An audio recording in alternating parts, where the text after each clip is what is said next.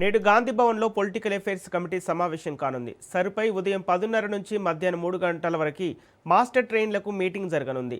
సాయంత్రం 4:30 నుంచి 6:30 వరకు పీసీసీ అధ్యక్షుడు మహేష్ కుమార్ అధ్యక్షతన పీఏసీ సమావేశం జరగనుంది. సమావేశానికి సీఎం రేవంత్ రెడ్డి, మీనాక్షి నటరాజన్, మంత్రులు, ముఖ్య నేతలు హాజరు కానున్నారు. సర్ తాజా రాజకీయ పరిణామాలు, పార్టీ బలోపేతం, పెండింగ్లో ఉన్న నామినేటెడ్ పోస్టులపై చర్చించనున్నారు. ఇదే అంశానికి సంబంధించి పూర్తి డీటెయిల్స్ మా ప్రతినిధి రాజు అందిస్తారు. రాజు, నేడు గాంధీ భవన్లో పొలిటికల్ అఫైర్స్ కమిటీ సమావేశం జరగనున్నట్టు తెలుస్తుంది. అయితే ఈ సమావేశంలో ఎలాంటి అంశాలు చర్చించే అవకాశం ఉంది?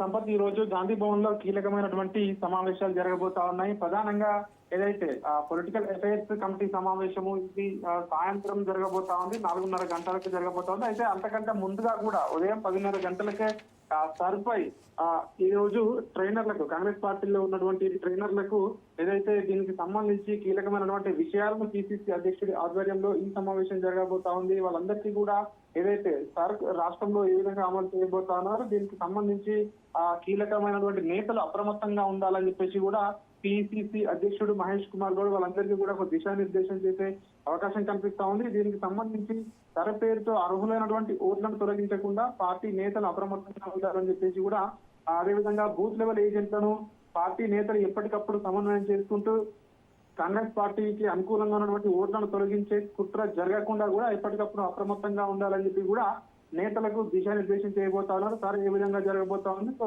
కాంగ్రెస్ పార్టీ ఏ విధంగా, సో బూత్ లెవెల్లో కూడా ఏ విధంగా దీన్ని పరిశీలించాలన్నటువంటి అంశాన్ని కూడా ఈ ఇక్కడ సమావేశంలో పిసిసి అధ్యక్షుడు మహేష్ కుమార్ గౌడ్ వీళ్ళందరికీ కూడా దిశానిర్దేశం చేయబోతా ఉన్నారు. దాదాపు ఇది 3 గంటల వరకు కూడా ఈ ట్రైనర్ల సమావేశం కొనసాగబోతా ఉంది.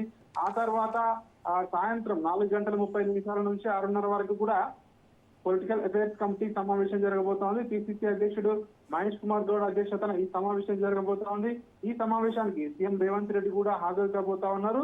అదేవిధంగా రాష్ట్ర వ్యవహారాల ఇన్ఛార్జ్ మీనాక్షి నటరాజన్, మంత్రులు, ఇతర ముఖ్య నేతలు కూడా ఈ సమావేశానికి హాజరు కాబోతా ఉన్నారు.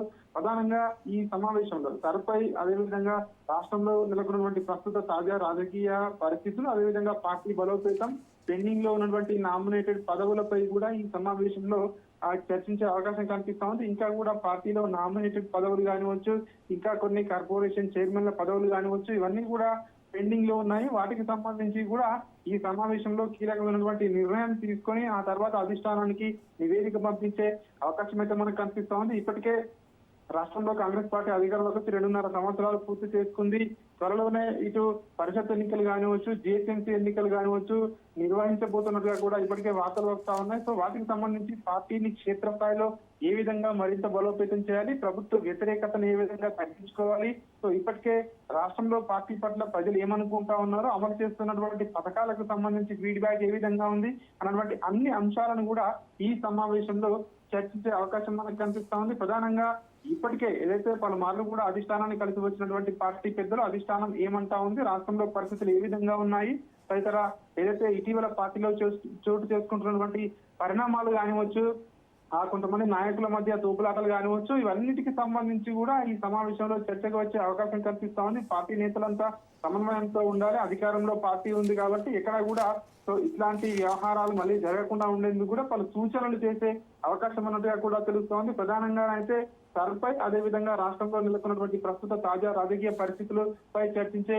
అవకాశం అయితే మనకు కనిపిస్తా ఉంది. Sampath. Okay, thank you Raju.